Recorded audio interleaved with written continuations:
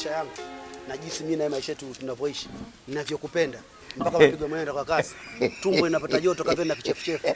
Sipendi mtoto akugusa katika maisha yangu. Yaani niko serious.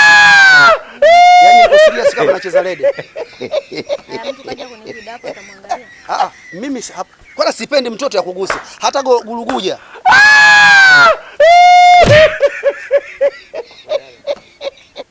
Siwete mazoea. Unanipiga unajua mimi? Kwani mimi nakuletea mazoea gani? Acha mambo ya shamba bwana. Mambo ya shamba kutoka wapi? Kwa hiyo umeamua kulikulupua au sio? Nimekulupua nini? Mimi nimesema hivi katika maisha yangu sipendi mtoto akuchanganye. Halo.